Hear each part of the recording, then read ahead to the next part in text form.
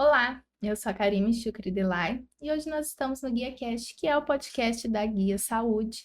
E falando em Guia Saúde, você que não conhece ainda a Guia Saúde, ela é uma plataforma que já tem mais de 5 mil médicos cadastrados, entre outros profissionais da área da saúde. E você que deseja receber um fluxo novo de pacientes, já tem sua agência, já tem todo o seu site, mas deseja atender os pacientes da Guia Saúde, basta entrar em contato conosco, que algum dos nossos assessores vai te passar mais informações.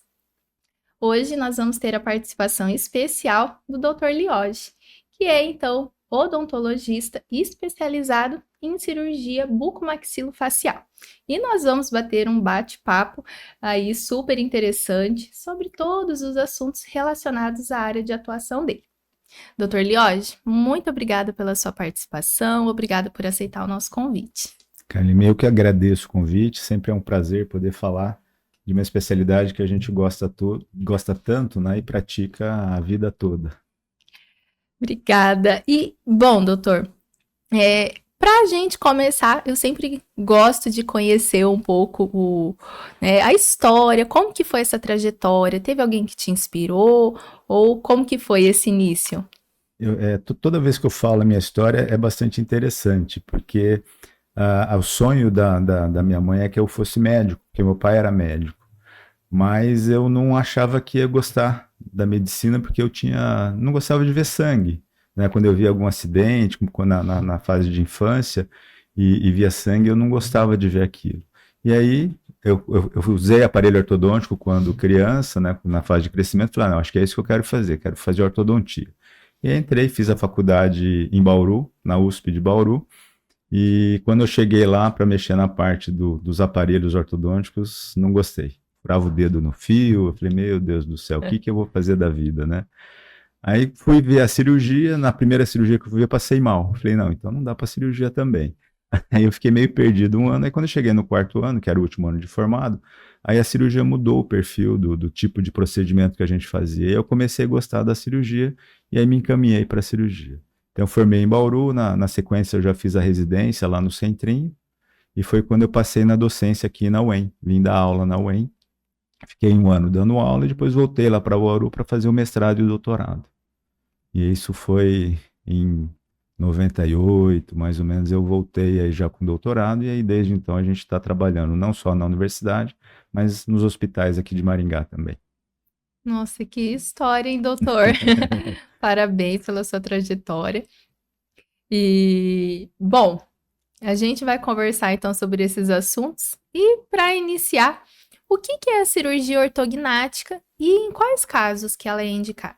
Bom, a cirurgia ortognática ela tem ganhado bastante visibilidade. Antigamente, ela era indicada para corrigir a posição das mordidas, né? Quando o paciente tinha o queixo muito grande ou o queixo muito pequeno e não mordia direito, o tratamento ortodôntico não era possível resolver só com ortodontia convencional, aí o paciente ia para a cirurgia.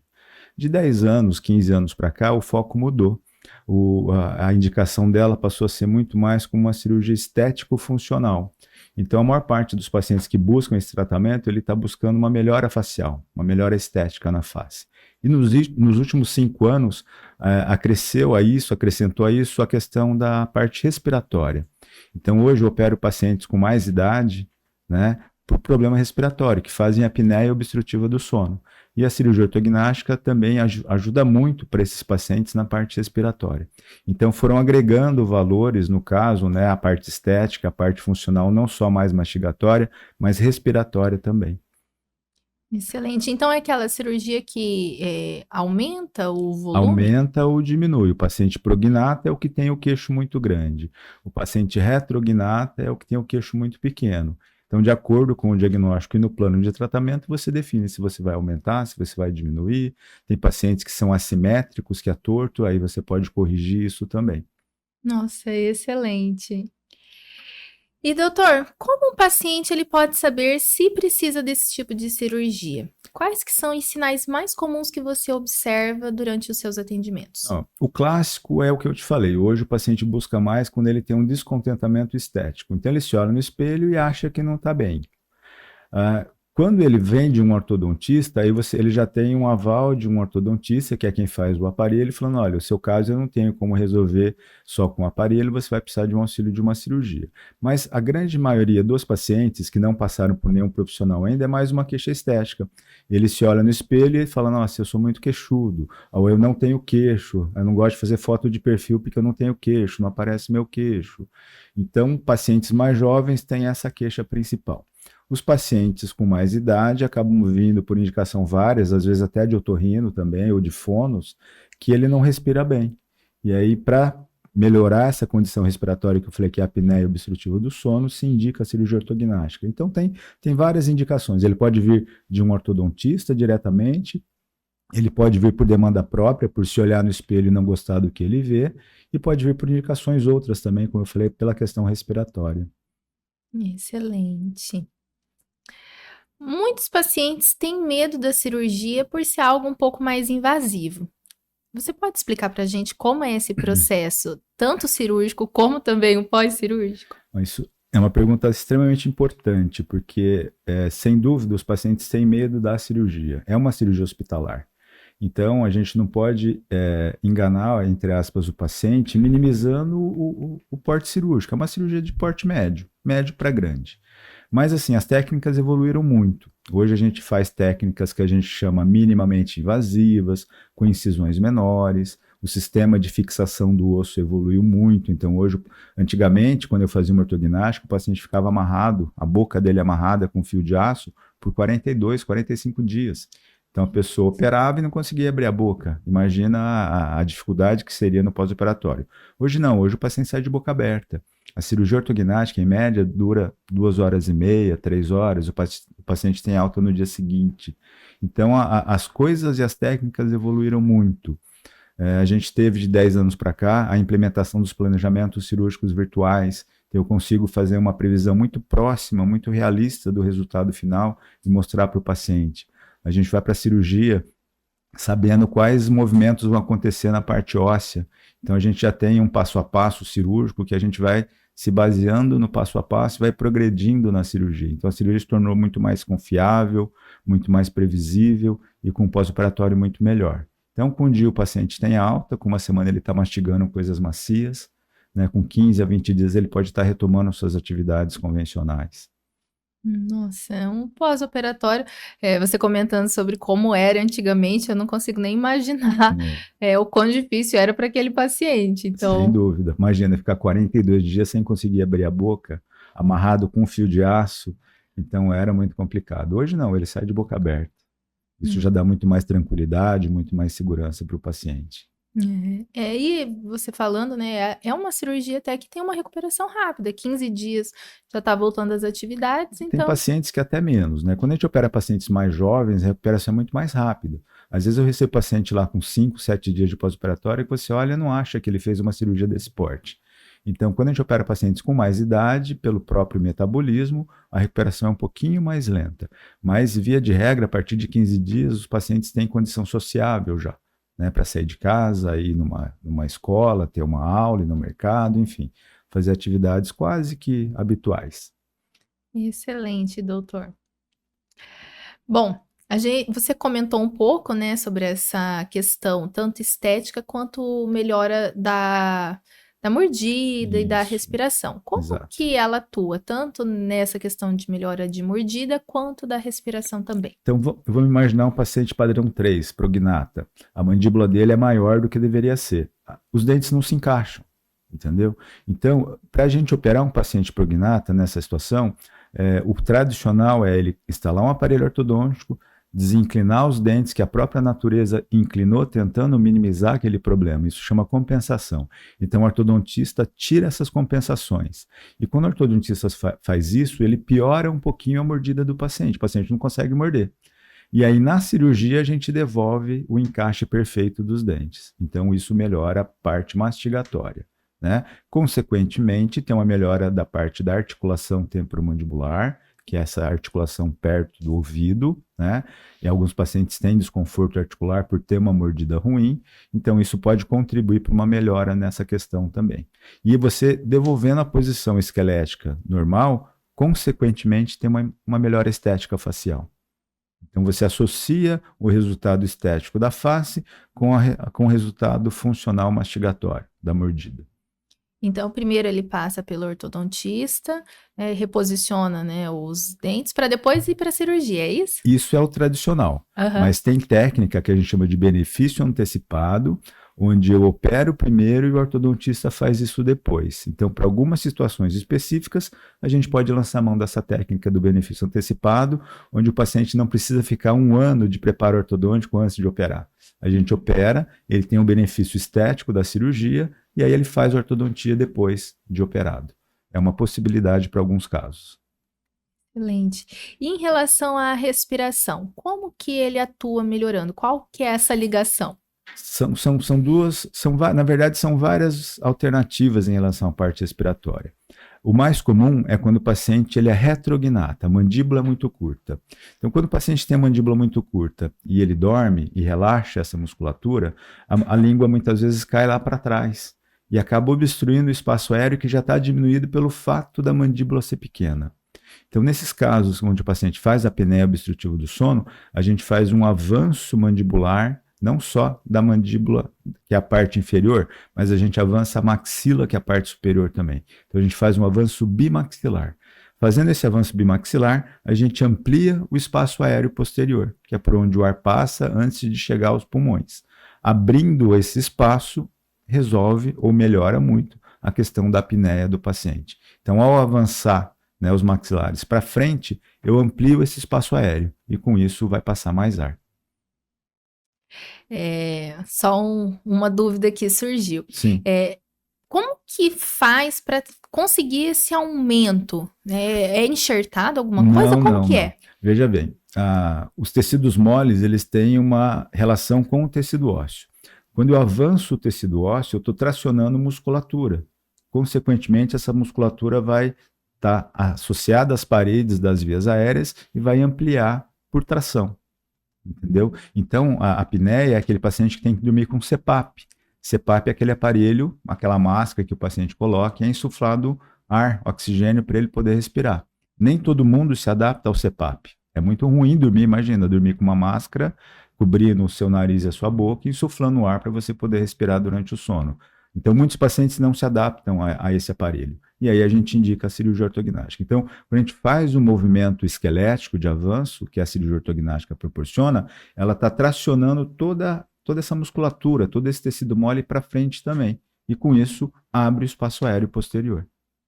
Bom, doutor, o planejamento para essa cirurgia envolve também diferentes profissionais e diferentes áreas preparatórias?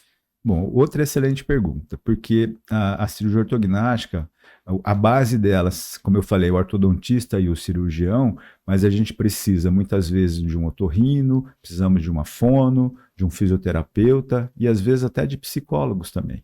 O paciente, para passar por uma transformação como essa, em algumas situações, ele tem que ter até um apoio psicológico também. Então, todos esses profissionais fazem parte do tratamento. Né? O pessoal da enfermagem, o paciente no pós-operatório tem que fazer drenagem linfática, muitas vezes aplica laser, tem que fazer um trabalho de fonoterapia, que na maior parte das vezes se inicia até um pouquinho antes da cirurgia.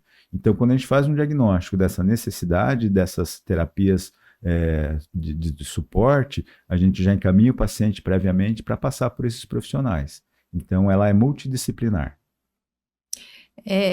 Em relação, então, a questões psicológicas, né, emocional. Sim. Você comentou, e eu acredito que na sua vivência deve ser algo que é bem característico. Então, como que você vê esses pacientes antes e depois da cirurgia? Eu acho que principalmente aqueles que envolvem a estética, né, por exemplo. As mudanças, elas são muito drásticas em alguns casos.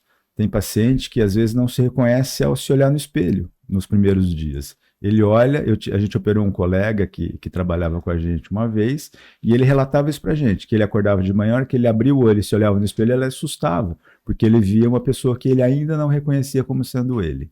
Então, para alguns pacientes, essa grande mudança, obviamente, que a mudança é para melhor, mas a pessoa tem que entender que essas mudanças vão acontecer. Muitos chegam falando, nossa, eu encontrei com o pessoal na rua, ninguém me reconhece, perguntaram se eu era parente, né? Mas como são mudanças para melhor, A grande maioria dos pacientes fica muito feliz com isso. Mas tem sim aqueles pacientes que criam uma dificuldade de identidade.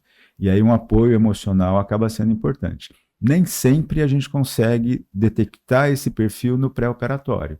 Embora a gente faça várias consultas, a gente faça um planejamento, como eu falei, o planejamento virtual, a gente mostra para o paciente o possível resultado que ele vai ter com a cirurgia. Às vezes o paciente acaba não se reconhecendo, e isso pode criar, sim, um problema emocional. E aí o suporte de um psicólogo é bastante importante. Mas nem sempre a gente consegue ter essa percepção.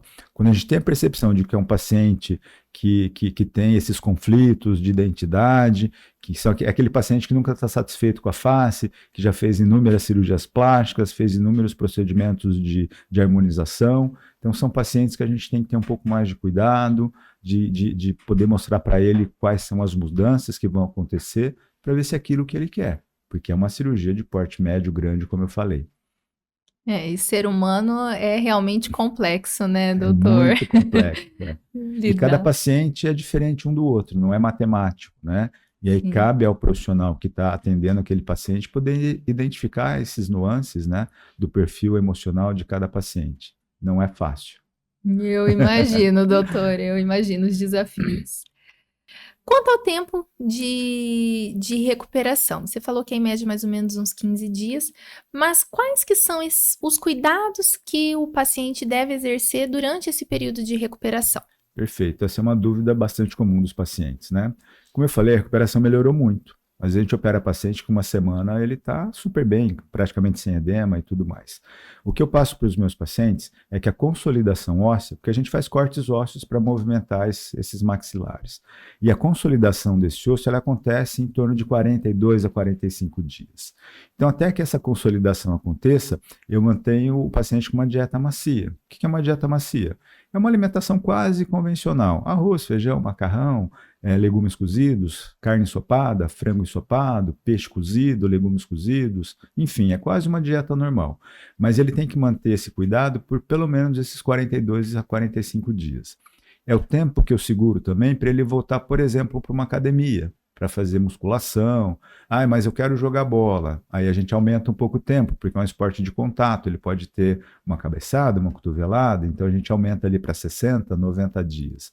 Mas do ponto de vista de trabalho, tem paciente que eu passo a visita às vezes à noite no quarto e ele está trabalhando no computador, e isso não tem problema. Não tem problema. Então a recuperação ela depende muito do tipo de atividade que a pessoa exerce. Aí um professor, eu oriento ele ficar pelo menos 30 dias fora de uma sala de aula, porque ele fala muito, né? Abre muito a boca, tal. Então é melhor ter um pouco mais de tranquilidade. Mas, do ponto de vista de recuperação óssea, a gente fala de 42 a 45 dias. Perfeito. Até quem está nos ouvindo, né, já fica pensando que, por exemplo, tem um evento para ir, alguma Uma coisa viagem, importante. férias, tem que ser tudo muito bem coordenado. Como é uma cirurgia eletiva, a gente consegue programar dentro da melhor fase do paciente, né? Muitos pacientes acabam preferindo férias para poder fazer o procedimento. Então, é uma cirurgia programável, entendeu? A gente consegue fazer essa programação de acordo com a necessidade de cada paciente. Perfeito. Então, quem está nos ouvindo e deseja realizar a cirurgia, né, tem algum evento, já se programa antes, né, doutor? Exatamente. Bom, a fala e a alimentação são afetadas no pós-operatório? E quanto tempo vai levar essa adaptação para que ela seja completa? Bom, cada paciente, como eu falei, é individual. Em relação à alimentação, é o que a gente já conversou. A gente libera a dieta com uma semana, então ele já pode começar a comer coisas macias e vai isso por 42, 45 dias. Depois desse período, a alimentação é praticamente normal. Ele pode voltar a alimentar da forma que ele sempre se alimentou. Em relação à fala, nem todo paciente tem grandes mudanças de fala, mas aqueles pacientes que têm uma mudança drástica de posicionamento de maxila e mandíbula, o espaço para a língua muda drasticamente. E esse paciente, sim, pode ter uma dificuldade na fala. É esse paciente que a gente já indica uma fonoterapia prévia. Então, quando ele vai para a cirurgia, o ideal é que ele já tenha passado pela fono, A fono faz o diagnóstico, vê como é que está essa tonicidade de musculatura de lábio, de língua, e muitas vezes ela já inicia uma terapia antes mesmo da cirurgia. E o paciente vai para o centro cirúrgico já entendendo os movimentos, né, os exercícios que ele tem que fazer para poder readaptar a língua, principalmente, mas os lábios também. Então, para esses pacientes, a gente pode sim ter um problema em relação à adaptação de fala, e o tratamento do fono, da fono, vai ser fundamental para esses pacientes. Nossa, é por isso que você falou, né? Multidisciplinar. Sem Então, dúvida. realmente tem todo um processo envolvido e que às vezes a gente pensa na cirurgia, mas não consegue associar todas essas questões, né, que estão envolvidas. E é importante o paciente ter essa noção de que ele vai precisar passar por esses profissionais, porque esses profissionais são tão importantes quanto todos os outros, né? Se ele não fizer o tratamento de acordo com a necessidade, envolvendo essas especialidades, ele pode ter um resultado final pior. Então, cada profissional que a gente indica tem a sua importância no tratamento global desse paciente, pensando na ortognática. E agora, uma dúvida que eu acho que também deve ser assim um pouco comum. O pós-operatório é dolorido? Como que é esse pós-operatório para aqueles que têm um pouco mais de medo?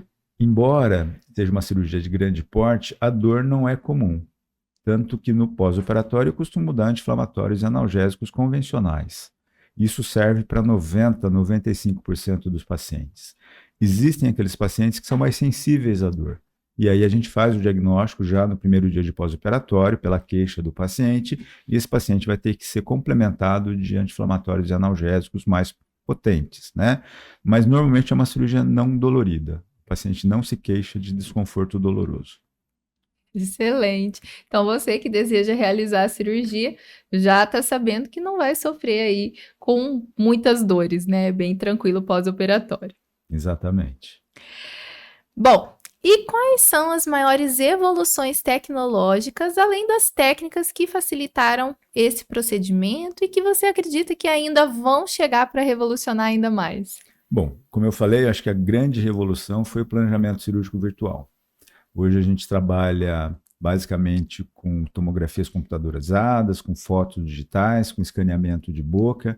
Isso eliminou do processo da cirurgia ortognática a gente ter que mexer com aqueles modelos de gesso que era comum antes no tratamento ortodôntico, né? Então tinha que moldar o paciente, quer colocar aquela massa na boca para fazer o molde, sempre é muito desconfortável para o paciente.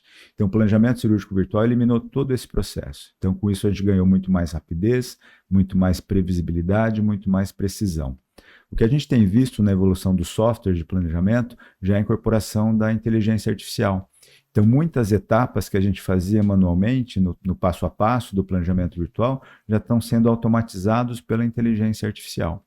E o que a gente imagina é que a vista, tanto de frente quanto de perfil do planejamento que eu vou gerar e vou executar para o paciente, vão ficar cada vez mais precisos, a ponto de eu ter quase certeza que aquilo que eu estou mostrando para o meu paciente vai ser o que eu vou obter no pós-operatório. Hoje, essas simulações elas são muito próximas, mas elas não são exatamente idênticas. Então, a gente explica isso para o paciente.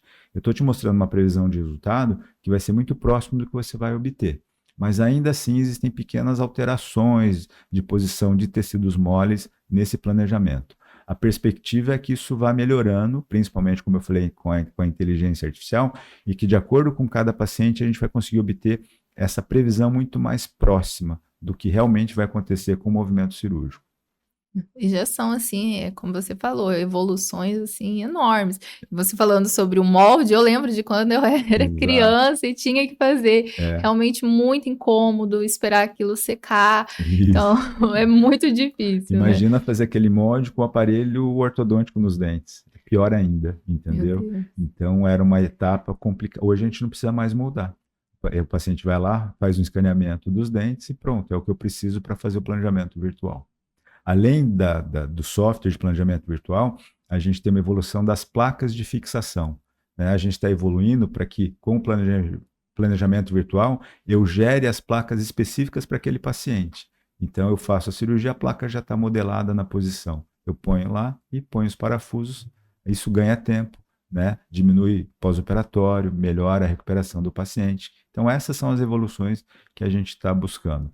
A gente tem agora, nos últimos anos, as técnicas minimamente invasivas, com cortes bem menores. Isso já melhora muito na recuperação do paciente no pós-operatório. Então, são as evoluções que a gente tem tido. Nós tivemos a introdução de serras piezoelétricas, ultrassônicas, que agridem menos tecido nervoso. Então, a recuperação da sensibilidade pós-operatória do paciente também melhorou bastante. Então, nós tivemos muitas evoluções dentro da cirurgia ortognática nos últimos 10 anos. E provavelmente vamos ter muito mais aí com a inteligência artificial. Ah, sem dúvidas. A inteligência artificial chegou realmente trazendo aí muitas inovações, né? Mas assim, embora a gente tenha tido muita evolução, o que é interessante, todo esse planejamento virtual, ele não elimina a importância do cirurgião. Porque o computador, você movimenta o quanto você quer, né? Aí eu vou avançar 10 milímetros, vou avançar 20 milímetros, o software aceita tudo. Então, o feeling clínico de cada profissional ainda é determinante para você ter um resultado estético melhor ou pior. Entendeu? Então, isso é interessante, porque faz com que, embora você tenha toda essa tecnologia, a experiência e a expertise de cada profissional que vai executar o planejamento e vai executar a cirurgia, ainda gera interferência no resultado final. Então, ou seja, não eliminou a necessidade do cirurgião ainda. Ai, com certeza não vai, né, É, doutor? Porque são coisas que não tem como um computador fazer, como um robô fazer. E é aquilo que você falou, a experiência, o olhar clínico. Eu já, né, tenho certeza que você olhando aquele paciente, você já sabe é, certinho o que vai funcionar para ele, porque como você comentou, cada indivíduo é único, né? exatamente. E isso, para a gente, eu coordeno a residência de cirurgia da UEM.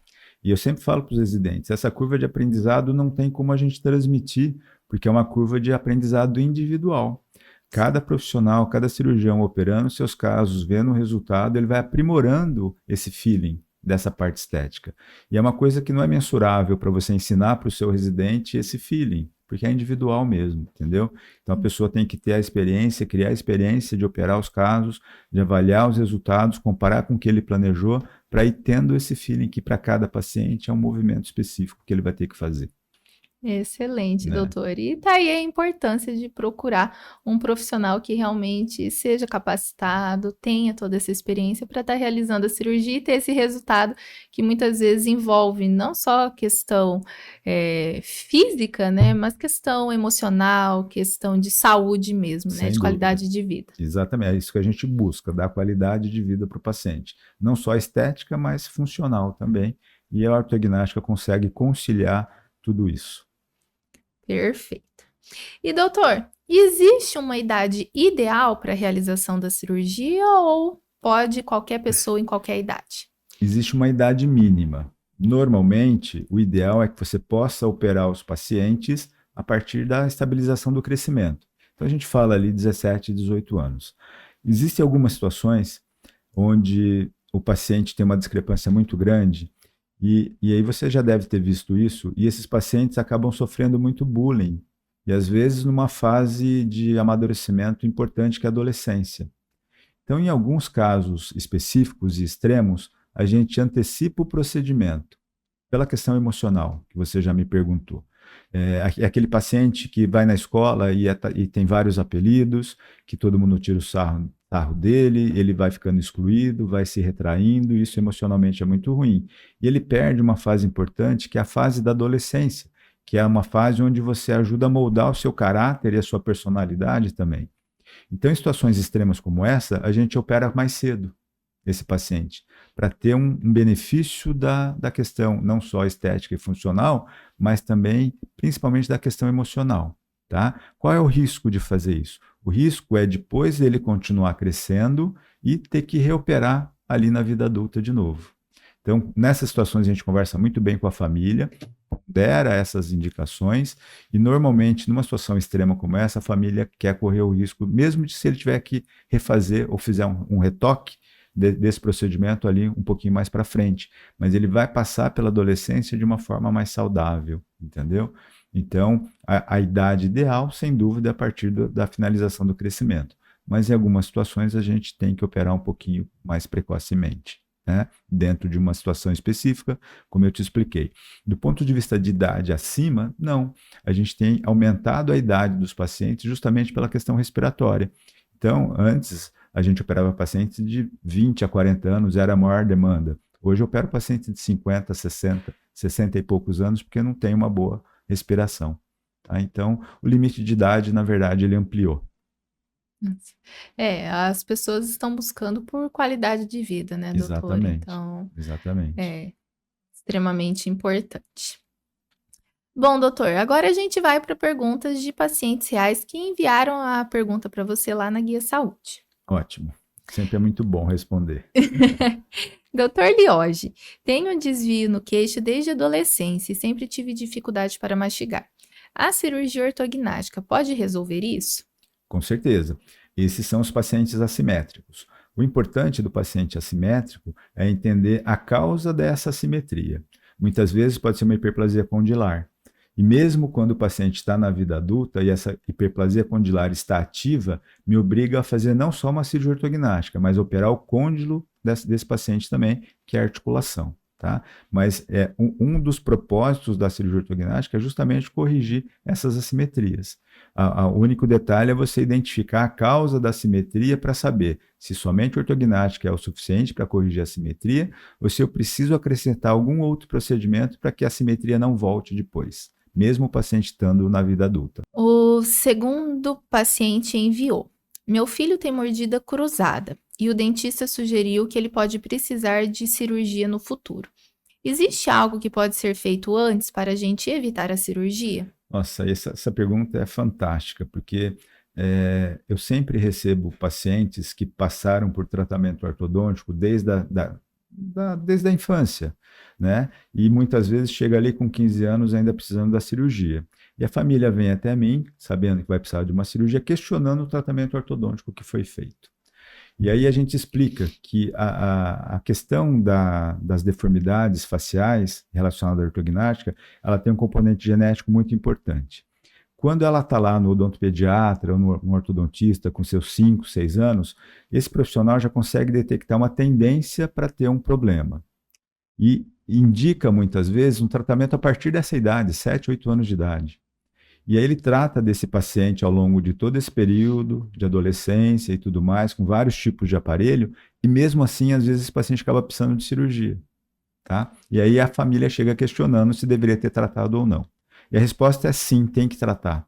Porque vamos chutar aqui, de 10 pacientes que fizeram dessa forma, talvez 8 evitaram a cirurgia. Então, mesmo que a criança muitas vezes tenha feito um tratamento ortodôntico e ortopédico desde os 8 anos e chega ali com 15, 16 precisando da cirurgia, era o que tinha que ter sido feito, porque era a oportunidade de tentar evitar a cirurgia. E muitos evitam com tratamento ortodôntico e ortopédico associado. Então é importante a família ter essa orientação de que quando tem essa suspeita dessa possibilidade de ter uma assimetria ou de ter um crescimento anormal de um dos maxilares, tem que tentar tratamento precoce sim, a partir de 7, 8 anos de idade. Porque muitos evitam a cirurgia ortognática. Alguns não vão evitar pela questão genética que eu falei, mas a maioria muitas vezes consegue evitar. Então, se fosse no filho meu, eu tentaria. Perfeito, doutor. Acho que essa pergunta esclareceu a dúvida de muitas pessoas, né? De Principalmente muitas. esses pais. E é muito importante, porque, como eu falei, muitos vêm questionando se o ortodontista fez o tratamento adequado ou não. E ele fez o tratamento adequado. É que alguns pacientes, como a gente falou no começo, nem todo paciente é igual, cada paciente tem uma resposta, que é biológico, que é genético, mas tem que se tentar sim. O outro paciente enviou: fiz um tratamento ortodôntico por anos, mas ainda sinto que o meu rosto é assimétrico. A ortodontia sozinha pode corrigir ou agora, nesse caso, só a cirurgia resolve? Se ele já cresceu, já passou da fase de crescimento e tem assimetria esquelética, a ortodontia não resolve. A ortodontia ela resolve o posicionamento dentário. Em casos menores, a ortodontia consegue mascarar um pouquinho esses posicionamentos e o paciente fica clinicamente bem. Mas uma assimetria perceptível, a pessoa olha para ele e vê que ele é assimétrico, a ortodontia tem muito poucas ferramentas para poder ajudar, porque ela vai mexer com dentes. Aí é um caso cirúrgico, ou de cirurgia ortognática, ou de próteses faciais, para complementar essa falta ou excesso, né, de osso de algum dos lados. Perfeito. O terceiro paciente enviou: tenho apneia do sono e ouvi dizer que a cirurgia ortognática pode me ajudar. É verdade? Totalmente, né? Nós já falamos sobre isso. É, como qualquer outro tratamento de ortognática, ele é multidisciplinar, então esse paciente tem que passar por um otorrino, ele tem que passar por uma fono para a gente fazer o diagnóstico, e se realmente for por uma deficiência de posicionamento dos maxilares, a ortognática resolve bastante, e em muitos pacientes até elimina totalmente a apneia. Então, com certeza, se ele faz a apneia obstrutiva do sono, a ortognática pode ser uma alternativa, sim, de tratamento. Bom, a última pergunta você já comentou, mas o paciente enviou: a recuperação é realmente bem dolorida? Quanto tempo até eu voltar a trabalhar normalmente?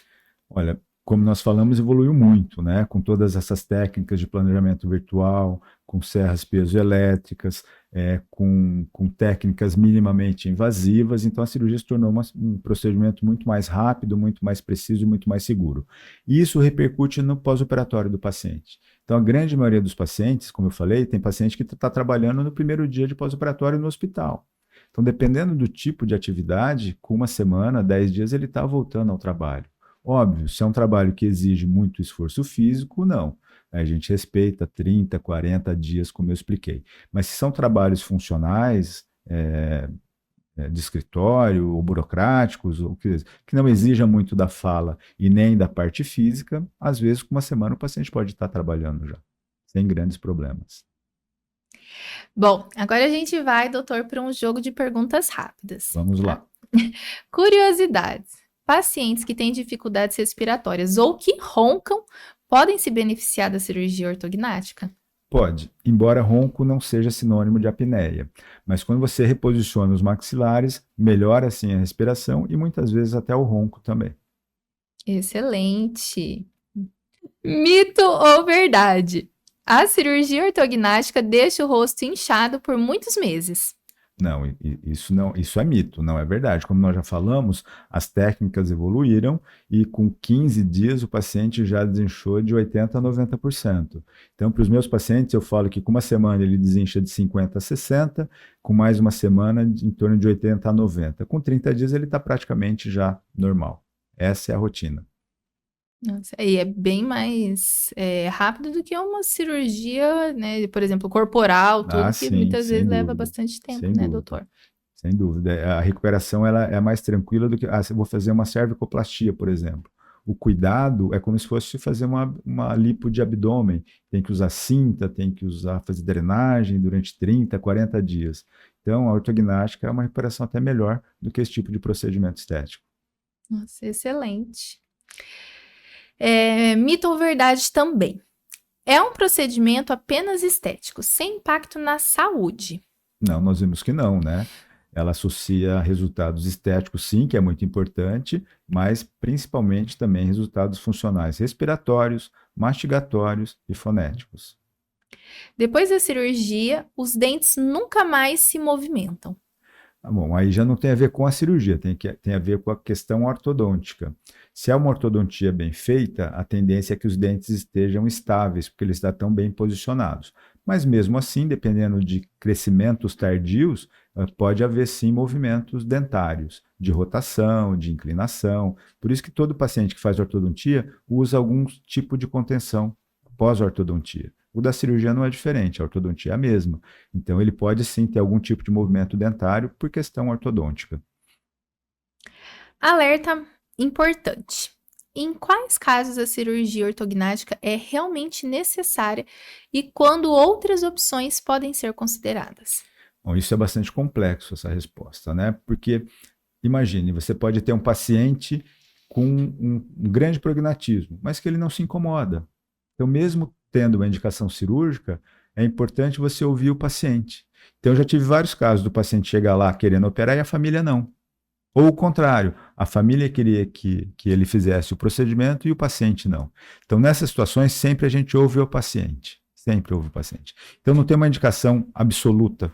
É uma indicação relativa, porque depende da vontade do paciente em querer submeter aquele procedimento. Por mais que tecnicamente eu faça o diagnóstico e falo, não, o teu caso é cirúrgico. Ah, mas eu não quero operar. E aí? entendeu? Nem por isso, por eu achar que o caso é cirúrgico, o paciente vai ser obrigado a fazer o procedimento.